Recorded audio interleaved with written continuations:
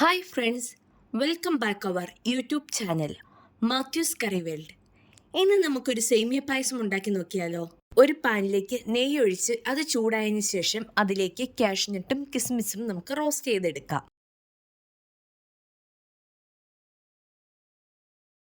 ഈ നെയ്യിലേക്ക് 350 ഗ്രാം സേമിയ ഇട്ടൊന്ന് റോസ്റ്റ് ചെയ്തെടുക്കാം.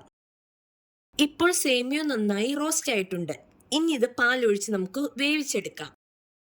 ഒരു പാനിലേക്ക് റോസ്റ്റ് ചെയ്ത് വെച്ച സേമിയയും 1/2 ലിറ്റർ പാലും ചേർത്ത് നമുക്കിതൊന്ന് വേവിച്ചെടുക്കാം.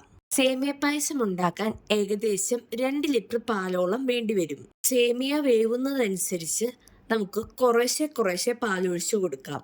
ഇടയ്ക്കിടയ്ക്ക് ഇളക്കി കുറുകുന്നതനുസരിച്ച് പാലൊഴിച്ചു കൊടുക്കുക.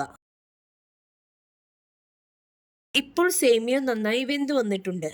ഇനി ഇതിലേക്ക് സോക്ക് ചെയ്ത് വെച്ചിരിക്കുന്ന ചൗരി ഇട്ട് കൊടുക്കാം. ഇനി ഇതിലേക്ക് 1 കപ്പ് പഞ്ചസാരയും ഇട്ടുകൊടുത്ത് നന്നായി ഇളക്കി യോജിപ്പിക്കാം. പഞ്ചസാര ഓരോരുത്തരുടെ മധുരത്തിനനുസരിച്ച് ചേർക്കേണ്ടതാണ്. ഇപ്പോൾ സേമിയയും ചൗരിയും നന്നായി വെന്തു വന്നിട്ടുണ്ട്. ഇനി ഇതിലേക്ക് 250 ഗ്രാം കണ്ടൻസ് മിൽക്ക് നമുക്ക് ആഡ് ചെയ്ത് കൊടുക്കാം.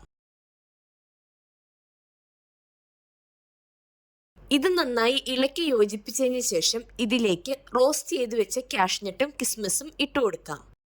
ഇതിനൊരു ഫ്ലേവർ കിട്ടാനായി ഏലക്കപ്പൊടി ചേർത്ത് ഒന്നിളക്കി ഒരു സെർവിംഗ് ബോളിലേക്ക് മാറ്റാം.